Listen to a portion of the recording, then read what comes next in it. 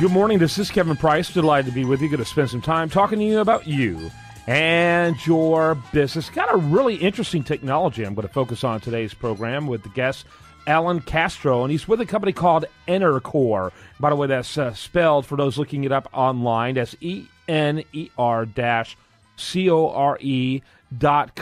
Ener-Core. And Alain, welcome to the program.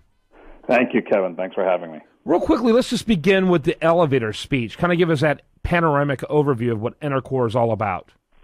Certainly. As we've all noticed, there's a wide range of industries that burn off waste gases.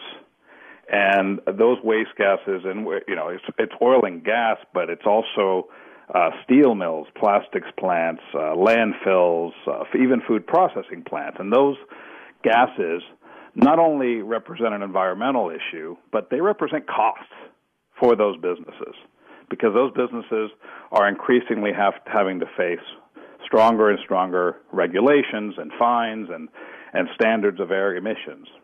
Okay. What Ener-Core is doing is providing a tool that enables industries to use these gases rather than burn them.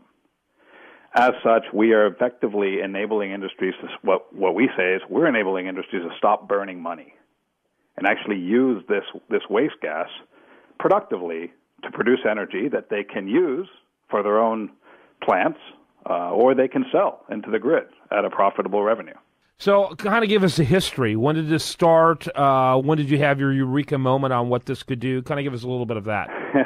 Well, the technology has been sort of flying under the radar now for 10 years, very quietly getting developed by a group of very smart scientists and engineers in Southern California.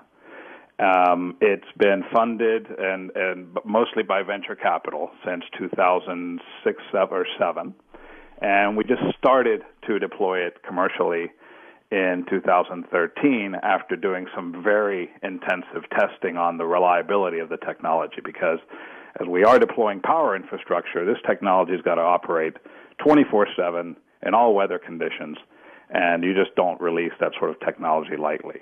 Mm-hmm. So we're just starting to get the news out about this technology in the last year, maybe less, but it's been sort of under development with a serious level of financial commitment and a lot of enthusiasm and excitement for about a decade now.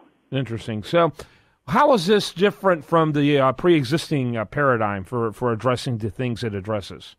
Well, interestingly enough, and I come from the oil and gas industry originally, there just really hasn't been much of a focus that we can see on how to use all these waste gases from industries. I mean, the industry has been stuck for decades and decades on flare systems, which are just basically these tall chimneys that you see that burn off the gases that come from various industrial plants and from landfills and all the industries I listed previously.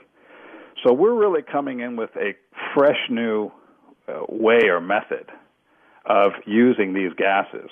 The traditional way that we all in our society, the traditional method we deploy to use fuels productively is combustion.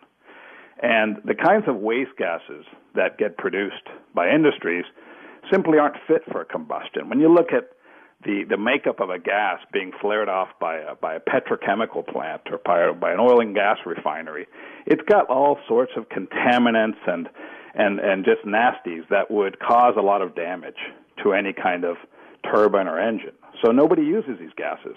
But if you add up all of the gases that we as a society globally flare off every year, we could literally power 1/3 to 1/2 of the entire U.S. population off these gases. That's incredible. That's really incredible. It is. It's a massive opportunity. The size of the market, by the way, for equipment now that we're basically opening up an entirely new market. And the size of that market, we qualified it at about $75 billion.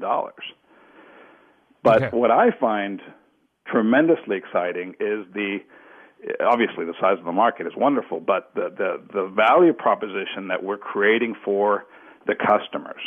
There was recently an announcement made by Pacific Ethanol out in California, and they're going to deploy a technology along with Dresser-Rand's turbines, and they're going to be able to basically reduce an ethanol plant's purchase of energy from the grid by between 1/2 and 2/3. And so not only are they going to become probably the cleanest ethanol plant in the country from an air emission standpoint, but they're getting a massive competitive differentiator because as they go forward, everybody else is still paying their electric bills to run their plant.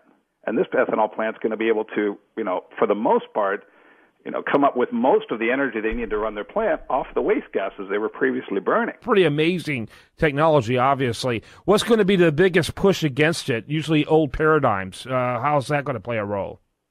No, we don't sense that we're getting any kind of pushback. One of the things that's helping us is that we're not going out into the market by ourselves as a small company from California, but we're actually licensing this technology to large multinationals. So I just mentioned Dresser-Rand. They're taking this technology to market under their brand with their equipment. And so that gives the customers a sense of comfort that they're dealing with a large international company with a large balance sheet that can stand behind the technology. It's just a matter of getting the word out at this point. I mean, it's everyone we've spoken with in all the industries I listed is kind of receiving us with open arms because this is a breath of fresh air for their industry. That's interesting. So what's next for it? What do you expect to happen in 2015? In 2015, we're well on our way to getting sold and deployed into a variety of industries. We've already got it operating in a landfill in Europe. We're getting it operating now in an ethanol plant, and we'll start to deploy this into oil and gas refineries, coal mines, and the list goes on. So I would say that by this time next year, we'll be well on our way to installing this new alternative to burning waste gas. To all those industries. Wow. Well, it sounds far-reaching, and I'm really glad we had the opportunity to talk about it here on today's program. Do you want to mention one more time Alain Castro? You can learn more about him and his company, at